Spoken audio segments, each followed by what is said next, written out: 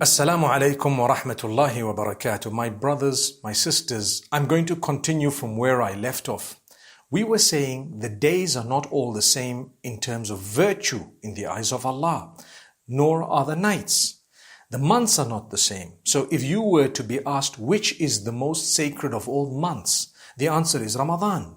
If you were to be asked which is the most blessed of all the nights, the answer is the night of Qadr, the night of power or decree. If you were to be asked which is the best day of the year, as Muslims, what do we believe? Well, the best day is the day of Arafah, without a doubt. If you were to be asked which nights are the best in terms of a set of 10 nights, you would say the last 10 nights of Ramadan. If you were to be asked which days are the best 10 days in the year, you would have to say the first 10 days of Dhul Hijjah. Now, where do we get this from? We get it from the hadith of Ibn Abbas radiallahu anhu, where he speaks about what the Prophet ﷺ said. He says, "Ma min ayyamin," there are no days wherein which good deeds are more loved by Allah except or than the first 10 days of Dhul Hijjah. "Ma min ayyamin al-amalu salihu fihinna ahabba ila Allahi min hadhihi al-ashr." There are no days besides these 10 wherein Allah loves good deeds more. So this would mean do as many good deeds as you can during the day. Which days? These 10 days of Dhul Hijjah. Now, this is something amazing because the Prophet ﷺ has taught us about these 10 days. In fact, Allah subhanahu wa ta'ala mentions their virtue in a certain way in the Quran. If you look at the oaths that are taken by Allah Almighty, He doesn't take an oath except by that which is extremely important and He wants to highlight something about it.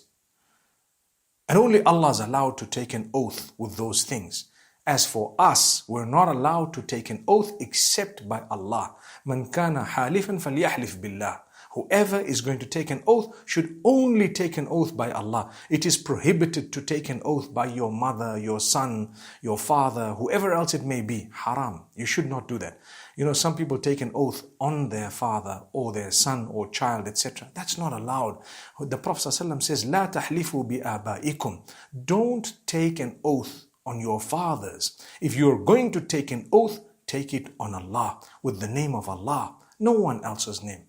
As for Allah, He can take an oath on what He wishes because He is the creator. So He has taken an oath on so many things or with so many things. One of them, He says in Surah Al-Fajr, "Wal Fajr." He swears by daybreak. He swears by the Fajr. The oath.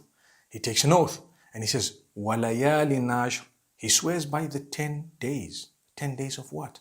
Go back to what the Sahaba have said, what the Mufassirin and translators and experts of the revelation have said. They've all said they are the 10 days of Dhul Hijjah. Allah's taking an oath by them. He hasn't even taken an oath by Ramadan, but He's taken an oath here by the 10 days of Dhul Hijjah.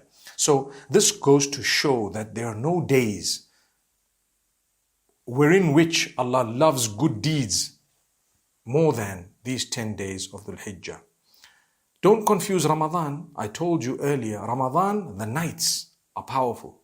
Dhul Hijjah, the days are extremely powerful. Okay, Allah loves them. Why Allah loves them is a topic on its own. And at times we know, at times we don't know.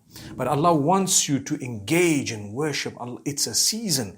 It is depicting the life of Ibrahim alayhi salam, who was the most loved unto Allah.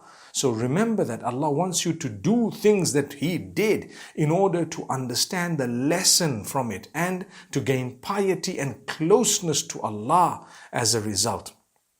And this is why the best of the days is the day of Arafah, and it is a sunnah to fast on that day, the day of Arafah, for those who are not in Hajj. And on that day, if you were to fast, you will get a reward, or you will get a reward of the sins, the minor sins of the current year as well as the next year wiped out.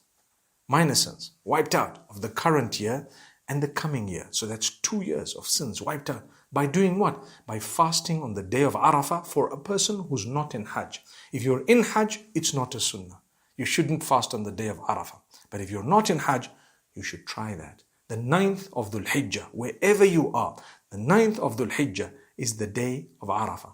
May Allah grant us the ability to fast on that day, and may Allah subhanahu wa ta'ala accept it from us. Let's make an intention from now, and let's understand we definitely need to do what would please Allah during these days. May Allah bless you all. أقول قولي هذا وصلى الله وسلم على نبينا محمد.